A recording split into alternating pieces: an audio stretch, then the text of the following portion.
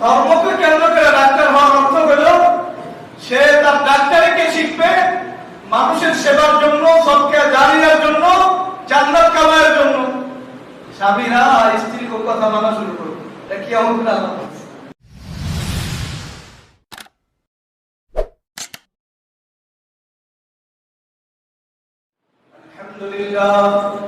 আলহামদুলিল্লাহ রাব্বিল আলামিন, والصلاة والسلام على أشرف الأنبياء والمرسلين وعلى آله وأصحابه أجمعين. أعوذ بالله من الشيطان الرجيم. اقترب للناس حسابهم وهم في غفلة معرضون ما يأتيهم من ذكر من ربهم محدث إلا استمعوه وهم يلعبون لاهية قلوبهم. وقال رسول الله صلى الله عليه وسلم: إذا اتخذ الفيء دولا والأمانة مغنما والزكاة مغرما وتعلم لغيره وأطاع الرجل امرأته وعق أمه وأدنى صديقا وأقصى أباه وظهرت الأصوات في المساجد وساد القبيلة فاسقهم وكان زعيم القوم أرذلهم وأكرم الرجل مخافة شره وظهرت الخيلات والمعازف وشربت الخمور ولعن آخر هذه الأمة أولها فاتخذوا عند ذلك ريحا حمراء وزلزلة وخسفا ومسخا وقذفا وآيات تتابع كنظام بال قطع سلكه فتتابع. الحمد لله. আল্লাহ তাআলার অনেক দয়া যে আল্লাহ তাআলা আমাদেরকে আল্লাহর ঘরে এনেছেন। আল্লাহ তাআলা আমাদেরকে আল্লাহওয়ালা হওয়ার তৌফিক দান করুন। ঈমান আর আমল অনুযায়ী আমাদের জীবন, আমাদের অধীনস্থ এবং অন্যান্য সকল মুসলমানের জীবনকে ঈমান আর আমলের আলোকে সাজানোর তৌফিক দান করুন। গত সপ্তাহে কিয়ামতের আলামত নিয়ে আলোচনা করছিলাম। ইনশাআল্লাহ আল্লাহ যদি তৌফিক দান করেন, অন্যান্য আলোচনা মাঝখানে হলেও কিয়ামত বিষয়ে নির্ভরযোগ্য হাদিসগুলো আলোচনা মোটামুটি করার ইচ্ছা আমাদের আছে। আল্লাহ তাআলা আমাদের তৌফিক দান করুন। কিয়ামতের অনেকগুলো দিক এমন যেগুলো আমাদের আমলের সাথে যুক্ত, অর্থাৎ যতদিন পর্যন্ত আল্লাহর হুকুম মাননেওয়ালা দুনিয়াতে একজন থাকবে, আল্লাহ তাআলা ততক্ষণ পর্যন্ত কিয়ামত কায়েম করবেন না, কিয়ামত দিবেন না। আর যদি পুরোপুরি দিন মাননেওয়ালা একজনও না থাকে, তাহলে আল্লাহ রাব্বুল ইজ্জত এই দুনিয়াকে রাখবেন। যখন আল্লাহ এই পৃথিবী সৃষ্টি করেছেন এবং পৃথিবীর রাজত্বে আল্লাহ তাআলা দুই জাতিকে দিয়েছেন। কয় জাতি? এক জাতির নাম হলো জিন, আরেক জাতির নাম হলো কি? ইনসান। বাংলা আরেক ভাষায় মানব দানব। দানবটা শুনতে কেমন জানি লাগে? দানব শুনতে কেমন লাগে? আল্লাহ তাআলা এই দোনো জাতির উদ্দেশ্য এটা দিয়েছেন যে দোনো জাতি তাদের জীবনে আল্লাহর বিধানকে প্রতিষ্ঠিত করবে। যখন উদ্দেশ্য এটা, তখন যদি আল্লাহর বিধান প্রতিষ্ঠাকারী কেউ না থাকে, তাহলে পৃথিবী থাকবে না। এটা যৌক্তিক কথা, এটাই বাস্তব কথা। মানুষ একটা বাড়ি বানায় বাড়িতে থাকার জন্য। যদি বাড়ি থাকার উপযুক্ত না থাকে, তখন ওই বাড়িতে আর মানুষ থাকে না। মানুষ জামা কাপড় বানায় জামা কাপড় পরার জন্য, যদি এটা পরার উপযুক্ত না থাকে, জামা কাপড় কি আর মানুষ গায়ে রাখে? প্রত্যেকটা বিষয় যখন ওই বিষয়ের উদ্দেশ্য হারায় যায় তখন ওই বিষয় থাকে। তার মানে আল্লাহ তাআলা এই দুনিয়াকে রাখবেন যতদিন আল্লাহ তাআলা দুনিয়ার যে উদ্দেশ্যে বানিয়েছেন ওই উদ্দেশ্য ঠিক থাকে। আর ওটা ঠিক থাকার পিছনে আমার আর আপনার আমল এই দুনিয়াকে ঠিক রাখবে। যদি আর আমার আর আপনার আমল কোরআন সুন্নাহ অনুযায়ী না হয় তাহলে আল্লাহ তাআলা এই দুনিয়া ঠিক রাখবেন না। আমরা এই আলামতের সাথে মিলে দেখব যে আমরা প্রথম ওই আলোচনা শুরু করছি, যে আলোচনার সম্পর্ক হলো আমাদের আমলের সাথে, আমাদের আমলের সাথে। আমাদের জীবনের আমলগুলো দিন থেকে যদি সরে যায় তাহলে আমি আমার আমলের মাধ্যমে কিয়ামতকে নিয়ে আসলাম। অন্য ভাষায় আমি যে কাজগুলি করতেছি দিনের বাহিরে ওই কাজগুলো এত ভয়ঙ্কর কাজ যে এই কাজের কারণে আল্লাহ তাআলা দুনিয়াকে না রাখারই সিদ্ধান্ত নিয়ে নেন। বিষয়টা ছোট না অনেক জটিল। এজন্য বিস্তারিত আলোচনা সুযোগ নেই, দু একটা উদাহরণের মাধ্যমে আমরা বিষয়গুলো বোঝার চেষ্টা করব।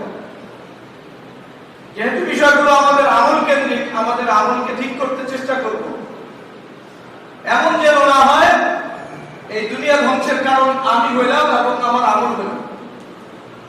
এটা চেষ্টা করবো তো ইনশাআল্লাহ। এখানে একসাথে রাসূলুল্লাহ সাল্লাল্লাহু আলাইহি ওয়াসাল্লাম 15 থেকে 16টা আলামতের কথা আমাদেরকে শুনিয়েছেন, যেটা ওই যুগে ছিল না। এক নম্বর রাসূলুল্লাহ সাল্লাল্লাহু আলাইহি ওয়াসাল্লাম শুনিয়েছেন ইদা তুফিদাল ফাইতু ওয়ালা। আমি ফাইয়ের অর্থ গত সপ্তাহে বলেছি যে যখন আপনি যে সরকারি সম্পত্তি বলেন আর সবার সম্পত্তি বলেন, এটা লুটের মালে পরিণত হবে। কিসের মালে? সবাই ব্যক্তিগত সম্পদ মনে করে ভোগ করতে থাকে। দ্বিতীয় বিষয় হলো আমানাতুল মাগনামা। মানুষের যে নিজস্ব সম্পদ ওটা আরেকজনে কি করে লুফে নিতে পারে ওটা নিয়ে সবাই ব্যস্ত থাকবে। কে কাজটা কিভাবে নিবে এটা ধান্দা থাকবে।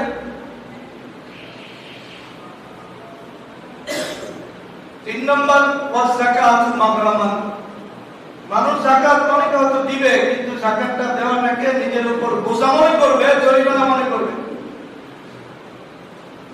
চতুর্থ বিষয় হলো ওয়াতাহুল্লিমা লিবাইনিদ্দিন। ধর্মহীন শিক্ষা ব্যবস্থা মানুষের ভিতরে প্রচার ঘটবে, প্রসার ঘটবে। কি বললাম? গত সপ্তাহে সংক্ষেপে এই পর্যন্ত আমরা আসছিলাম। সেটা হলো ধর্মহীন শিক্ষা ব্যবস্থা প্রচলন ঘটবে। এখন আমাদের কাছে ধর্মযুক্ত শিক্ষা ব্যবস্থাটা আমাদের কল্পনায় নাই। আসলে ধর্মযুক্ত শিক্ষা ব্যবস্থা আসলে কি? ব্রিটিশরা এই দেশে পাক ভারত উপমহাদেশে আসার আগে বর্তমান আমরা যে শিক্ষা ব্যবস্থা দেখতেছি এই শিক্ষা ব্যবস্থা ছিল না। এই শিক্ষা ব্যবস্থা কি মানুষের পুরা জীবনের ভিত্তি বা পুরা জীবনটা করত ধর্মযুক্ত শিক্ষা নিয়ে, ধর্মমুক্ত না, কি নিয়ে? ধর্মযুক্ত। এটা আমাদের ধর্মীয় শিক্ষা বলে। মানুষের জীবনের ভিত্তি হতো ধর্মীয় শিক্ষা। আর এখন মানুষের জীবনের শিক্ষার যে ভিত্তি এটা ধর্ম না। ধর্মীয় শিক্ষা কিছু না কিছু আছে, আমি ওটা বলি নাই। আমি বলছি শিক্ষার ভিত্তি ধর্ম। এমন এক শিক্ষা ব্যবস্থার প্রচলন আগে ছিল, এখন আর শিক্ষার ভিত্তি যে ধর্ম ওই শিক্ষা ব্যবস্থা এখন আর না। যে আমাদের বর্তমান যে শিক্ষা ব্যবস্থা এটার ভিত্তি হলো ধর্মের উপরে। এখানে আসল শিক্ষাটা হলো ধর্মকে কেন্দ্র করে, ধর্মকে কেন্দ্র করে হওয়া আর ধর্মীয় শিক্ষা থাকা বিষয়টা একটা।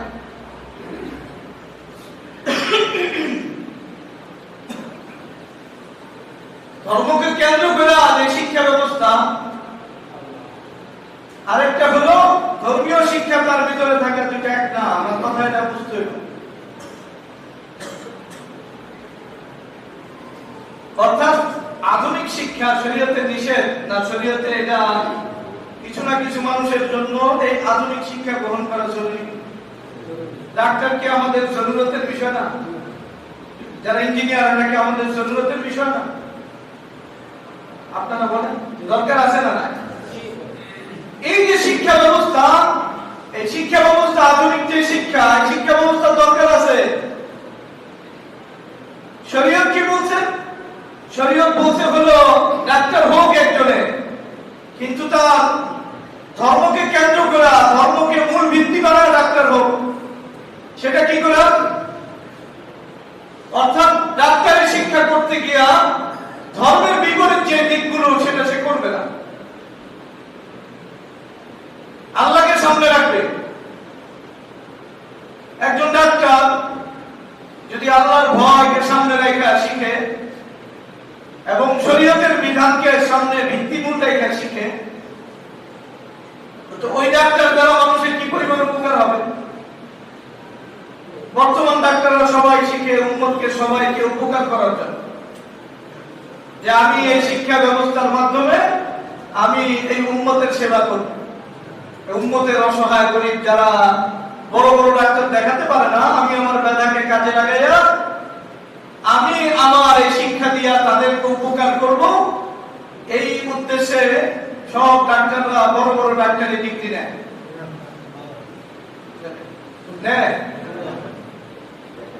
আমি জানি না, আমার তো অনেক ক্ষেত্রে আমরা ব্যবহার করলে দোষ, কিন্তু অনেক ক্ষেত্রে সবচেয়ে বড় ডাকাত ডাক্তার না, সবচেয়ে বড় ডাকাত। সবচেয়ে বড় ডাকাত মানে একটা মানুষের প্রসব বেদনা শুরু হয়েছে, এই সময় আপনাকে আগে চুক্তি করবো, এরপরে ওরা নিব, নচেত ওরা নিব না। আগে চুক্তিটা ঠিক করবো যে কত টাকা দিতে হবে, টাকা যেখান থেকে মনে চায় সোনা গয়না যা আছে সব বিক্রি করে দিলে দিব। আরো ভয়ঙ্কর অবস্থা হলো বর্তমান ব্যবসা সবচেয়ে বড় আয়ের উৎস হলো চিকিৎসা। বড় বড় যারা ব্যবসায়িক প্রতিষ্ঠান এরা কি করে, একটা বড় হাসপাতাল দেয় না? তার মানে হলো একজন ডাক্তারের ধর্মকে কেন্দ্র করে ডাক্তার হওয়া মানে হলো, ধর্মকে কেন্দ্র করে ডাক্তার হওয়ার অর্থ হলো সে তার ডাক্তারিকে শিখবে মানুষের সেবার জন্য, সদকা জারিয়ার জন্য, জান্নাত কামায়ের জন্য। কিসের জন্য? আচ্ছা, কোন ডাক্তার যদি আখিরাতকে পাওয়ার জন্য ডাক্তারি শিখে, তার ডাক্তারি শিক্ষাটা এটা সওয়াবের কাজ হবে না গুনাহের কাজ হবে? আর এই যে মানুষকে যে সেবা করলো, এই সেবা করাটা গুনাহের কাজ হবে না সওয়াবের কাজ হবে? তো দেখেন, ধর্মহীন শিক্ষার ব্যবস্থা মানে ধর্মীয় শিক্ষার মূল ভিত্তি থাকবে না। ধর্মীয় শিক্ষা থাকতে পারে, ধর্মীয় শিক্ষার আলোকে সে শিখবে না যে একজন মানুষ ডাক্তার হবে, ইঞ্জিনিয়ার হবে বা প্রশাসনিক কোন কর্মকর্তা হবে, এই সব কিছু আখিরাতকে কেন্দ্র করে হবে, আখিরাতের হিসাব নিকাশকে সামনে রাখা হবে, আখিরাতের লাভকে সামনে রাখা হবে। ওই শিক্ষা ব্যবস্থা হলো শরীয়তে চায়। যদি এমন ডাক্তার দুনিয়াতে জন্ম নিত, তাহলে মানুষের সবার সবচেয়ে বেশি ক্ষতি না সবচেয়ে বেশি উপকারে। মানুষ শিক্ষা ব্যবস্থার দ্বারা যদি তারা কোম্পানির কোন সম্পত্তি কামাইতো, ওই কামানোর দ্বারা উদ্দেশ্য থাকতো আখিরাত কামাই। কি কামাই? এমন বড় লোক দিয়া মানুষের প্রচুর ক্ষতি না, মানুষের অনেক বেশি উপকার, অনেক বেশি উপকার। এজন্য রাসূলুল্লাহ সাল্লাল্লাহু আলাইহি ওয়াসাল্লাম সংক্ষেপে বলার জন্য বা বুঝার জন্য বলতেছি, ধর্মের বা ধর্মকে ভিত্তি রাখা শরীয়তকে ভিত্তি রেখা, ইসলামকে ভিত্তি রেখা এবং ইসলামের আদর্শকে সামনে রেখা যারা শিক্ষা নিবে, ওই ডাক্তারের মাধ্যমে জান্নাতে যাবে, ওই ইঞ্জিনিয়ার তার ইঞ্জিনিয়ারের মাধ্যমে কি যাবে? জান্নাতে যাবে। কিন্তু যখন মানুষের জীবনের শিক্ষা মূল টার্গেট ধর্ম না হবে, ইসলাম না হবে, ইসলামকে বাদ দিয়া আসল টার্গেট দুনিয়া কামাই হবে অথবা অন্য কিছু হবে, তখন এটা কিয়ামতের আলামত। কেন কিয়ামতের আলামত? যে মানুষের সেবক হওয়ার কথা, আবার মানুষের টাকা সবচেয়ে ভয়ঙ্কর ভাবে যদি ডাকাতি করে, তাহলে দুনিয়া থেকে কি লাভ? যে শিক্ষকরা ছাত্রদেরকে আদর্শ শিক্ষা দিবে, ওই শিক্ষকদের কাছে শিখতে গিয়ে যদি এমন অবস্থার সৃষ্টি হয় যে গরিবরা শিক্ষার মাধ্যম পাইতেছে না, শিখতে পারতেছে না, তো তাদের কাছ থেকে যে শিক্ষা আমি নিতেছি, এই শিক্ষা দ্বারা দুনিয়া থাকার তো কোনো দরকার না। আমার কথা বুঝতেছেন? শিক্ষকরা আদর্শ না। যখন শিক্ষকরা আরেকজনের পকেটের টাকা পুরাপুরি নেওয়ার জন্যই তার শিক্ষাকে বাধায় রেখেছে, কিভাবে আরেকজনের টাকা নেওয়া যায় ওটাকেই সে জীবনের সামনে রাখছে, তাহলে যারা আদর্শ হইতো এরা কি আর আদর্শ হলো না? ওরা আরেকজনের গলা কাটার সবব হইলো বা শিক্ষার কারণ হইল? কথা বেশি বললে রাগ করবে, কিন্তু বাস্তবতা বলে যে এখন সবচেয়ে সহজ হওয়ার কথা ছিল একজন মানুষের শিক্ষা ব্যবস্থা সহজ হওয়া দরকার ছিল না কঠিন হওয়া দরকার ছিল? এখন ভালো শিক্ষা নিতে চাইলে একজন মানুষ খুব সহজেই ভালো শিক্ষা নিতে পারে না, এমন না? এটার কষ্ট সবচেয়ে বেশি, যেটি এটার একটা সবচেয়ে বড় এটার খরচ।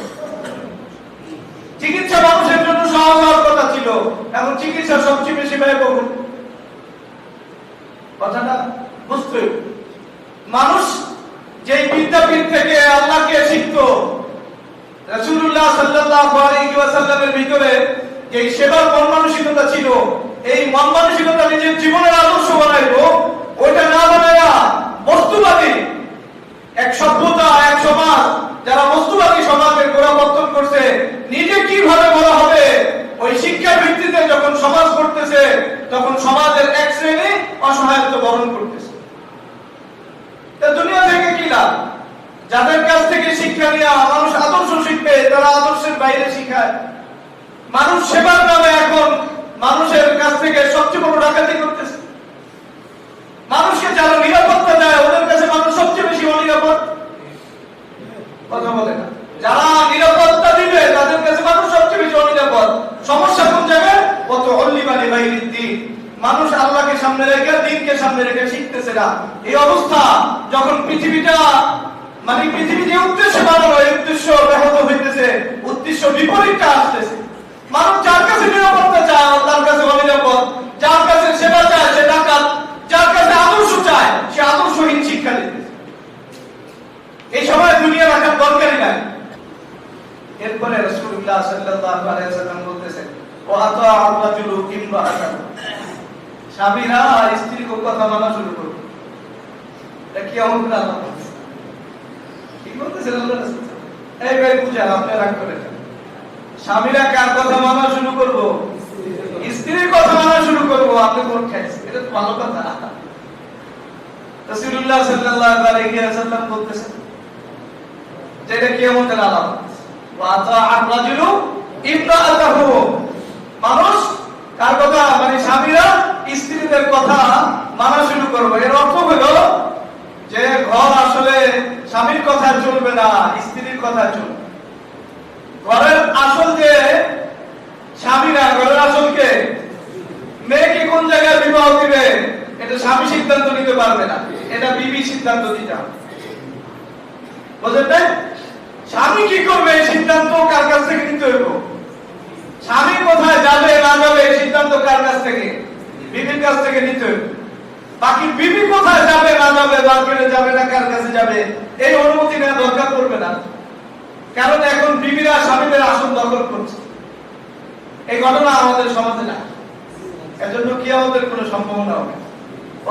লম্বা ছিল বিশ্লেষণ করলে আপনার আগ্রহ, কিন্তু আল্লাহ রাসূল সাল্লাল্লাহু আলাইহি ওয়াসাল্লাম বলেন, যখন সমাজে ঘটনা এমন ঘটতে থাকবে যে ঘর কি শিখাবো না শিখাবো, আমি সন্তানকে কোথায় বিয়ে দিব না দিব, কোথায় বাড়ি করব না করব, কি করব না করব, এগুলো সব জায়গায় স্ত্রীর কথাই টিকবে, স্বামীর কথা টিকবে না।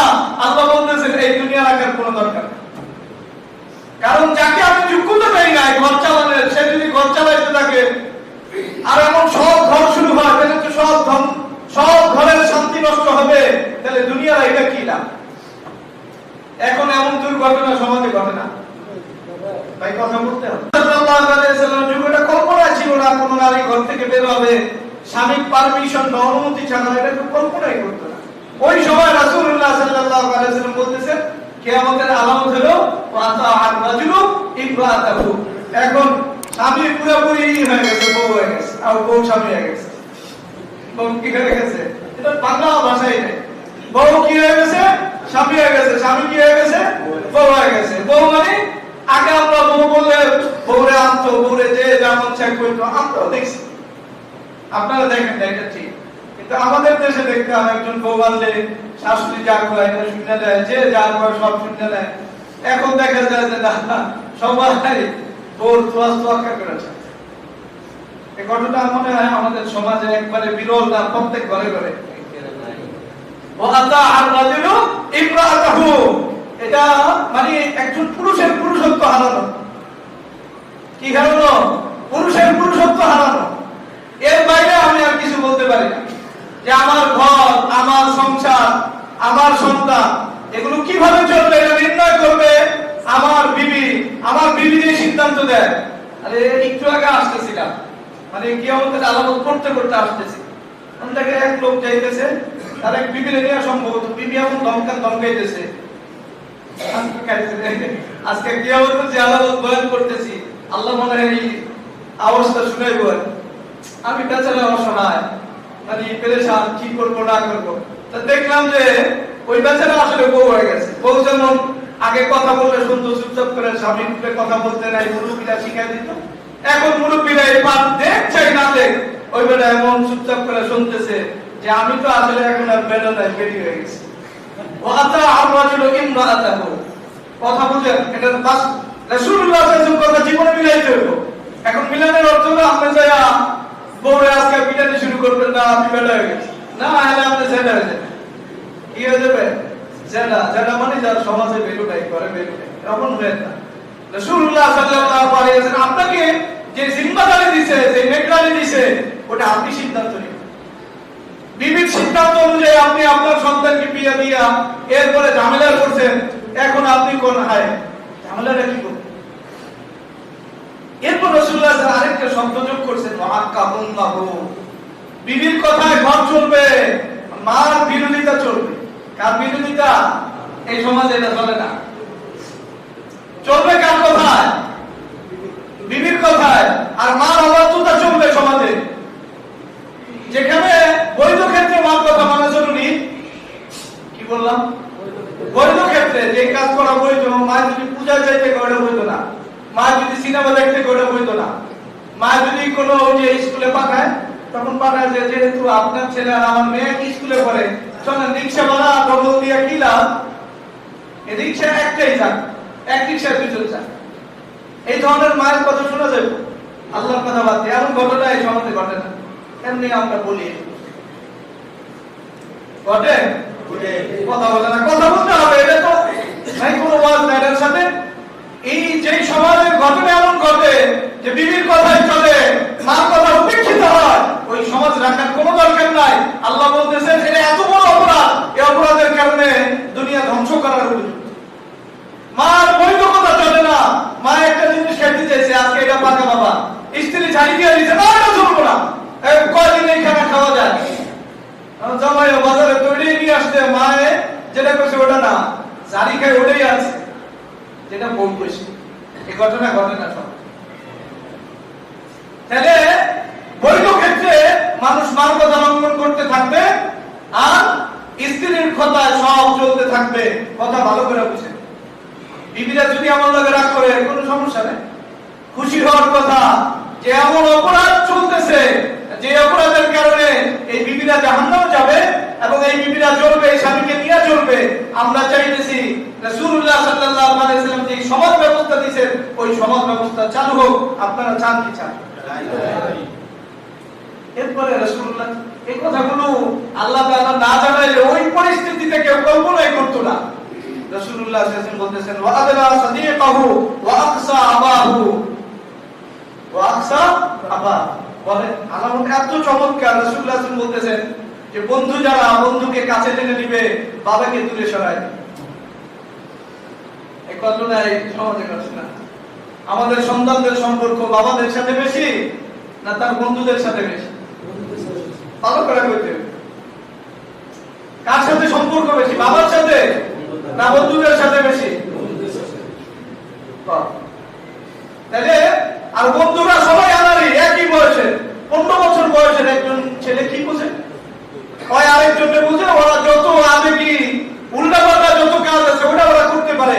আরেকজন বাবা যে অভিজ্ঞ দিনটা সে জানে যে সমস্যা কোন জায়গায় আছে। হয়তো আবেগে অনেক কিছু, বন্ধু বান্ধবরা চল এই কাম করে আলাই, এই কাম করে আলাই, তসতস তোর লগে আমরা আছি, সব তসতস করে আলাইতেছে।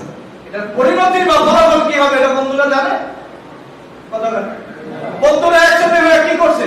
সবাই দিনদার আল্লাহ হয়ে গেছে, সবাই নতুন নতুন দিনের ভিতরে গেছে। কম কথা বুঝে না, বন্ধুরা মিলে সবাই মিলে একসাথে সব সময় নামাজি হয়ে গেছে, আল্লাহ হয়ে গেছে। আর ওই বন্ধুরা যারা নামাজি এরা বাপের দূরে সরায় না, ওরা একসাথে ওই আড্ডা দেওয়ার জন্য, সিনেমা দেওয়ার জন্য, গল্প করার জন্য, শিক্ষা সফরের নামে কুশিক্ষা সফরের আরো যত কিছু আছে, যত দিক আছে, যত আড্ডাবাজি আছে যেটা আল্লাহকে ভুলে যায়, এই সব কিছু এক বন্ধু আরেক বন্ধুর সহযোগিতায়। আল্লাহ রাসূল সাল্লাল্লাহু আলাইহি ওয়াসাল্লাম বলতেছেন যখন বন্ধুরা বন্ধুরা সিদ্ধান্ত নিতে থাকবে তখন সমাজে ভালো অবস্থা তৈরি হবে না খারাপ অবস্থা তৈরি হবে। একবার সমাজ নষ্ট হয়ে যাবে। সিদ্ধান্ত বাবা জানে, তার অভিজ্ঞতা আছে, এবং বাবা যদি দিনদার হয়, ওই বাবার কথা আমি বলতেছি, সে জানে আমার সন্তানের কোন জায়গায় কল্যাণ, কোন জায়গায় তার জীবন যৌবন, তার আখিরাত সব নষ্ট হবে, বাবা জানে। তাহলে কিয়ামতের আলামত হলো আদনা সাদিকাহু ওয়া আকসা আবাহু, বন্ধুকে কাছে টেনে নিবে, বন্ধুর কাছে জীবনের সব কথা, সব আন্তরিকতা, কি ঝামেলা না ঝামেলা সব সে শেয়ার করে বলতেছে, কিন্তু ওর বাবার কোনো খোঁজ খবর নেই। ও আকসা আবাহু, বাবাকে দূরে সরাই দিবে। এই ঘটনা এই সমাজে নাই। এজন্য এই বলেন প্রত্যেকটা ঘরে ঘরে প্রত্যেকটা পরিবারে এই চিত্র আছে। আল্লাহ তাআলা আমাদের বুঝার তৌফিক দান করুন। আমিন। এরপর রাসূলুল্লাহ সাল্লাল্লাহু আলাইহি ওয়াসাল্লাম বলতেছেন ওয়াজাহারাতিল আসওয়াতু ফিল মাসাজিদ। রাসূলুল্লাহ সাল্লাল্লাহু আলাইহি ওয়াসাল্লামের যুগে মসজিদে কেউ মানে ভয়ে কোনো কথা বলতো না, কথা বলার মাসলা আছে খুব বাকি ওটা না। মসজিদে কথা বলা যায় না, বিষয়টা এমন অনেকে লিখে মসজিদে দুনিয়াবি কথা বলা নিষেধ, হারাম। কথাটা পুরোপুরি সত্য না।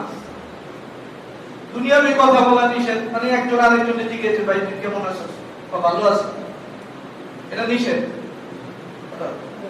অনেক জায়গায় লেখা থাকে মসজিদে দুনিয়াবি কথা বলা নিষেধ, দুনিয়াতে মসজিদে দুনিয়াবি কথা বলা হারাম। এই কথা আমার ঠিক না। দুনিয়াবি কথা বলা হারাম বলে কে কইছে আপনি? আমি একজনের জিজ্ঞাসা ভাই কেমন আছেন, জিজ্ঞাসা নিষেধ মসজিদে, জিজ্ঞাসা নিষেধ। শুনছিলাম আপনি অসুস্থ, এখন সুস্থ আছেন। যেই কথা মসজিদের বাইরে নিষেধ ওই কথা মসজিদে মারাত্মক ভাবে নিষেধ, বুঝলেন না? কথা কি নিষেধ কথা এমন নাই? অশ্লীল কথাবার্তা কি জায়েজ? যেই কথাবার্তা মসজিদের বাইরে জায়েজ নাই, মসজিদের ভিতরে ওই কথা বলা আর মারাত্মক ভাবে না যায়, ওটা আরেক জিনিস। কিন্তু দুনিয়াবি কোনো কথা বলা মসজিদে যাবে না, এটা কথা ঠিক। হ্যাঁ, যদি এমন হয় যে দুনিয়ার কারবার করা, যে আয় মসজিদে একজন আরেকজনের চুক্তি করতেছে, টাকা পয়সা আদান প্রদান করতেছে, এটা মসজিদে করা ঠিক না। হ্যাঁ, মুতাকিফ সামান উপস্থিত ছাড়া এই মাসটা যদি যে ইতিকাফ করে তো মসজিদের বাইরে যাইতে পারবো না। অনেক বড় বড় ব্যবসায়ী যদি ইতিকাফ করে, অনেক সময় অনেক বিষয় তার সাথে চুক্তি হয়, হওয়া দরকার পড়ে, রমজানের শেষে দরকার পড়ে, এই সময় সামান উপস্থিত ছাড়া সে চুক্তি করতে পারে। আপনারা মনে আমার কথা বুঝেন নাই? তার মানে কথা কি ব্যাপক যে মসজিদের কথা বলা, দুনিয়াবি কথা বলা হারাম? দুনিয়ার যে কথা মসজিদের বাইরে বলা নিষেধ, ওই কথা মসজিদে আরো ভয়ঙ্কর ভাবে নিষেধ। বাকি মসজিদে উচ্চ স্বরে আওয়াজ করে কথা বলা, ঝগড়া করা এবং নিজস্ব বিষয় নিয়ে তর্ক বিতর্ক, ঝগড়া মানে দ্বীনি বিষয় না, দ্বীনি বিষয়ের বাইরে তর্ক বিতর্কে জড়ানো, মসজিদে মনে করেন কমিটি নিয়ে সমস্যা হইতেছে, এই ছোট ছোট যে যার মনে চায় চিৎকার করে কথা বলতেছে, একজন আরেকজনকে আঘাত করা, এটা মসজিদে অনেক বড় অন্যায়।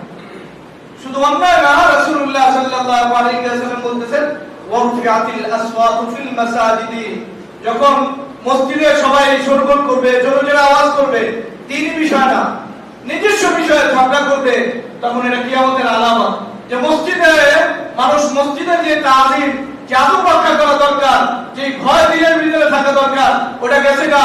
এখন মসজিদে আইসা মানুষ জোরে জোরে কথা বলে, মসজিদে জোরে জোরে আমাদের দেশে আওয়াজ হয় না। যখন কারোর সাথে ঝগড়া হয় সবাই কয় বাবা আল্লাহর রাস্তায় মসজিদে নিচে চলে যায়। এমন ঘটনা ঘটে না, এই ঘটনা মসজিদে বেশি ঘটে।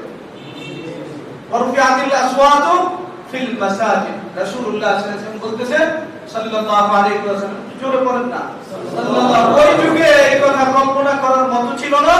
যখন আল্লাহর ভয়ে মানুষ আল্লাহকে ভয় করে না, আল্লাহর ভয়ে মানুষের তোয়াক্কা করে না, রাগ উঠলে আল্লাহর কথা ভুলে যায়, তাহলে এই দুনিয়া রাখার কোনো দরকার নাই। তার মানে হলো মসজিদ যখন আল্লাহর হুকুম মানা যে মসজিদে হইতো, ওখানেও রাগ উঠলে আর আল্লাহর হুকুম মানা হয় না, তো দুনিয়ার অন্য জায়গার কি অবস্থা এটা তো সহজেই বোঝা যায়। আপনারা কথা বলতে কোনো ঝামেলা আছে? এরপরে রাসূলুল্লাহ সাল্লাল্লাহু আলাইহি ওয়াসাল্লাম বলতেছেন ওয়াসাদাল কাবিলাতা ফাসিকুহুম, রাসূলুল্লাহ সাল্লাল্লাহু আলাইহি ওয়াসাল্লাম বলতেছেন জাতির নেতৃত্বে বসবে ফাসিকরা। কি ফাসিকরা কিসের নেতৃত্ব দিবে?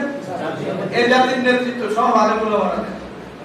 যারা নেতৃত্ব দেয় তাদের ভিতরে কোনো ধরনের ফিস সুযোগ নাই, এরা কোনোদিনও গুনাহ করে না, গান বাজনা শোনে না, পোশাক আশাক পুরা রাসূলুল্লাহ সাল্লাল্লাহু আলাইহি ওয়াসাল্লাম সুন্নাত, ঘরে পুরোপুরি পর্দা, সব আল্লাহওয়ালা কথা বলতে। আচ্ছা, ওই যুগে এটা কল্পনা করা যায় যে এই যুগের নেতৃত্বে রাসূলুল্লাহ সাল্লাল্লাহু আলাইহি ওয়াসাল্লাম কে? এরপর খোলা হয়ে আসবে ওই যুগের নেতারা সবচেয়ে ভালো। নেতা যদি ভালো না হয় তাহলে আপনি সমাজ ঠিক করার কোনো সুযোগ নাই। আপনি যতই চিন্তা সমাজের প্রত্যেকে ভালো হয়ে গেলে সমাজ ভালো হয়ে যাবে, ফালতু কথা। প্রত্যেক ভালো হইব কেমনে? ভালো হওয়ার তো সুযোগ নাই। আর নেতা ভালো হইলে নেতা যেই দিকে চালায়, নেতাকে যাকে মানে ওই দিকেই চলে। নেতা ভুল করলে আপনি ঠিকই করেছেন, কথা না? যে কবিতা আছে, রাজা যদি বলে দিবানহি রাতি, রাজার লগে যে চামচা বলিছে হয় বুঝলেন, ওই চাঁদ কি পারে আকাশে। দিন রে রাত্র কইতাছে, দিনটা কি কইতাছে? পাশে যেটা বলছে ওটা আরেকটু আগায় কইতাছে, হয় সাত হাজার কি যে হাজার, ওই চাঁদ কি পারে আকাশে। এখন ঘটনা এমনই, যতই অন্যায় করুক আমার নেতৃত্বে যারা আছে, সে যদি একবারে স্পষ্ট অন্যায় করে না, ঠিকই কইছে, দরকারই আছে, উনি কেউ মানলেও ঠিক, আরেকজন খুশি। যখন জাতির এই অবস্থা, অন্যায় ভাবে একজন মারা যায়, আরেকজন খুশি হয়, এটা তো মুসলমান পরিচয় দেওয়ার অধিকারী না, রাখেই না এই পরিচয় দেওয়া। সমাজটা এমন হয়ে গেছে, আমার বিপক্ষের লোক করে গেলে আসলে এটা মারাই দরকার আছে, ওরা সমাজের উপযুক্ত, হয় বড় উপযুক্ত হয়ে গেছে। ওয়াসাদাল কাবিলাতা ফাসিকুহুম, রাসূলুল্লাহ সাল্লাল্লাহু আলাইহি ওয়াসাল্লাম বলতেছেন যে যখন জাতির নেতৃত্বে এমন লোক বসবে যাদের ভিতরে পুরোপুরি শরীয়ত নাই, তাহলে এই দুনিয়া রাখার কোনো দরকার নাই। কারণ এই নেতৃত্বের কথা বোঝায় মানুষ যারা আল্লাহর হুকুম মানতে পারে, যাদের কোনো বাধা ছিল না আল্লাহর হুকুম মানার জন্য, এরাই যখন পূর্ণাঙ্গভাবে আল্লাহর হুকুম মানে না, অন্যদের অবস্থা কি হবে? এটা তো স্বাভাবিক। অন্যদের বাধা আছে কিন্তু এদের বাধা ছিল না, এরা নেতৃত্বে ছিল, এদের বলার কেউ ছিল না, এরাই তো আল্লাহকে মানে না, অন্যরা মানবে কোথেকে? এই দুনিয়া রাখার দরকারই। আর বর্তমানে সব আল্লাহওয়ালা আলেম বা নেককার দিনদার যারা সবসময় আল্লাহর হুকুম মেনে চলে, এমন সবাই নেতৃত্বে আছে আছে না? আপনারা ওয়াকানা যাইমুল কওমি আরজালাহুম, রাসূলুল্লাহ সাল্লাল্লাহু আলাইহি ওয়াসাল্লাম বলতেছেন অবস্থা এমন হবে, জাতির কর্মধার, জাতি যার কাছে বিচার নিয়ে যাবে, যার কাছে সালিশ নিয়ে যাবে, সমাধান নিয়ে যাবে, এই সমাধান সব ইমাম সাহেবের কাছে আসবে না। যারা নিকৃষ্ট, যারা দিনকে মানে না, যারা দিনকে বাস ওই পূজায় যায়, গানেও যায়, সব জায়গায় যায়, এই জাতির কর্ণধাররা হবে সবচেয়ে জাতির নিকৃষ্ট ব্যক্তি। দ্বীনের দিক থেকে ওরা যখন কর্ণধার হবে, এই দুনিয়া রাখার দরকার। এখন মানুষের বিচার, সালিশ, মীমাংসা সব শরীয়ত অনুযায়ী আল্লাহ মানা করে। ওই যুগে কে করত? আরে ভাই কথা বলেন।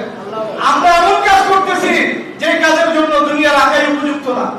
ভালো করে বুঝতে হবে, এই কাজ থেকে সেটা যদি না আসে, তাহলে আমি কিয়ামত আসার কারণ, কিয়ামত ধ্বংসের কারণ, তো যার কারণে কিয়ামত দুনিয়া ধ্বংস হয়, এই ধ্বংস হইব না। এই সবসময় নিরাপদ থাকে।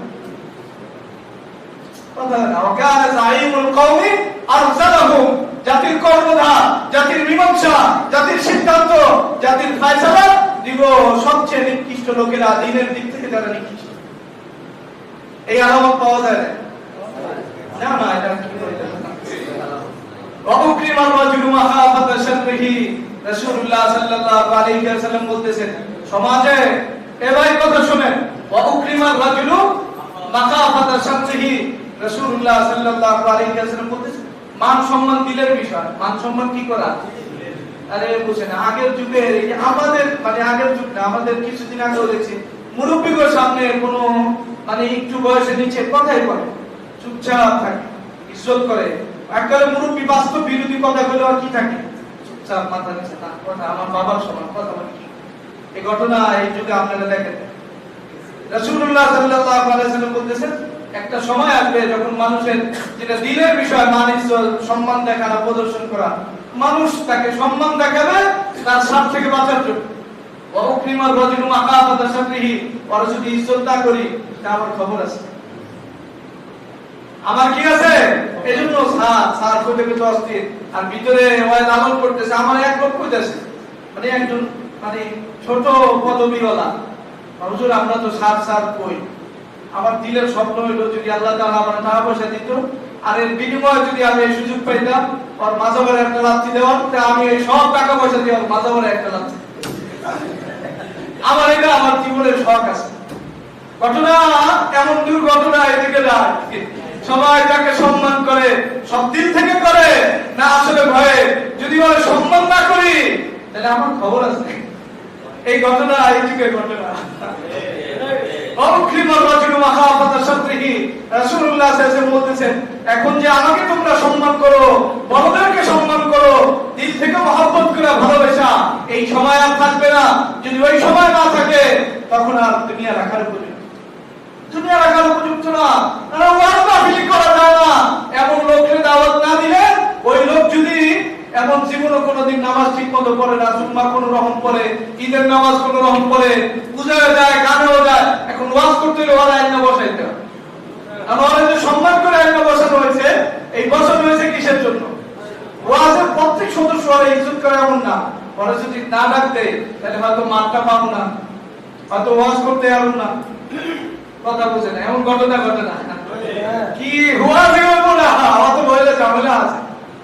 যেটা দ্বীনের সবচেয়ে বড় জায়গা, ওইখানে সেই একজন যে দ্বীনকে মানে না, দ্বীনের দাম দেবে নাই, ওই আজকে সভাপতি হয়ে গেছে। কিসের সভাপতি? এদিকে কিয়ামতের আলামত আপনি থামাতে করতেছেন। মাশাআল্লাহ, বিশাল বড় ওয়াজ মাহফিল কান্নামা আঞ্জাম দিছি, যে কোনদিন পর্দা করে না, দ্বীনের দাম দেবে নাই, যার পোশাকে আল্লাহ নাই, পরিবারে আল্লাহ নাই, কথায় আল্লাহ নাই, দ্বীনও শিখে নাই, ওই বেলায় এখন দ্বীনের সবচেয়ে বড় মজলিসের সভাপতি। মাশাআল্লাহ, রাগ করেন না ভাই, এটা আল্লাহ রাসূল কইছে, এটা কোনো রাজনীতির কথা না। আর রাজনীতির কথা মানে হলো সবাই যে কথা বলতে পারে রাজনীতির কথা। বড় আশ্চর্য, একজন রিকশাওয়ালা এই বয়ে বয়ে চা খায়, অথবা একটা সমাজের যার ভ্যালু সবচেয়ে কম, ওই বেটা বয়ে বয়ে চা খায়, আর যে ক্ষমতার প্রধান হলে 2-3 বার চুল ধরে নামায়, এমন আলোচনা হয় না? তখন কেউ কয় না যে রাজনীতির কথা কেন বলে, কখনই আপনারা করলে। কিন্তু যখন ইমাম সাহেব, যাকে বলেন যে সবচেয়ে সম্মানী ব্যক্তি, যদি কোনো কথা বলতেন, হুজুর খবরদার রাজনীতি করা মসজিদে কেউ যাবে, কত ইজ্জত তোলা আমরা, এটা হিসাব তো করতে। ওয়াউকরিমার রাজুলু মাকাফাতা শাররিহি, ওয়াউকরিমার রাজুলু মাকাফাতা শাররিহি, মানুষ মানুষকে সম্মান দিবে ঠিক, কিন্তু সম্মান দিবে চাকরির ভয়ে, জান বাঁচানোর ভয়ে, মাল বাঁচানোর ভয়ে, অথবা জীবন বাঁচানোর ভয়ে, ব্যবসা বাঁচানোর ভয়ে। এই যে বড় চাঁদা চলে না বাংলাদেশে, সবাই চাঁদা করে খুশি হয়ে যায় না, বড় খুশি হইয়া রিক্সাওয়ালারা চাঁদা দেয়, এই যে ছোট ছোট ব্যবসায়ীরা চাঁদা দেয়, বড় খুশি হয়ে দেয় যে স্যার আপনি নিয়ে যান, এটা আপনার হাতিয়া। এটা হাতিয়া না, এটা ওর নিজের কলিজার টুকরা কেটে দেয়। ভাই কথা বলতে এরপরে রাসূলুল্লাহ সাল্লাল্লাহু আলাইহি ওয়াসাল্লাম বলতেছেন এত বাচ্চা গেছে কেন? আমি তো সঙ্গে বের করতেছি। চলেন আল্লাহ তাআলা আমাদের বুঝার তৌফিক দান করুন। এখন এই যে সমাজের যে বাস্তব চিত্র, রাসূলুল্লাহ সাল্লাল্লাহু আলাইহি ওয়াসাল্লাম এমন সাহাবাদেরকে বলছেন যাদের ভিতরে এটা ছিলই না, এরপরে আমরা কিয়ামতের ভয় পাইছে, আর এই সব চিত্র আমাদের কাছে উপস্থিত, এরপর আমাদের কিয়ামতের কোনো ভয় নাই। আর কারণ কি? কিয়ামতের ভয় থাকলে এই কাজ আমি কেমনে করব? তাহলে আমি এমন অপরাধ করতেছি যে অপরাধের কারণে দুনিয়া রাখার উপযুক্ত না, দুনিয়া ধ্বংসের উপযুক্ত। এবার হিসাব করে দেখেন, আল্লাহ তাআলা আমাদেরকে এই অবস্থা থেকে যদি পরিত্রাণ না দেয়, তাহলে এই পুরা পৃথিবী আমাদের বিরুদ্ধে সাক্ষী দিবে। পুরা পৃথিবী আমাদের বিরুদ্ধে কি? আচ্ছা, এত বাস্তব কথা দুনিয়ার কেউ বলতে পারে? আমরা আমাদের অবস্থান থেকে একটা অনুমান করে কথা বলি, কিন্তু রাসূলুল্লাহ সাল্লাল্লাহু আলাইহি ওয়াসাল্লাম এমন যুগে কথাগুলি বলছে যে যুগে কারো ধারণায় এই কথা ছিল না, কিন্তু রাসূলুল্লাহ সাল্লাল্লাহু আলাইহি ওয়াসাল্লাম সবগুলি বলে গেছে। আল্লাহ আমাদের দিনের শরীর দান করুন। মুহাম্মাদুর রাসূলুল্লাহ।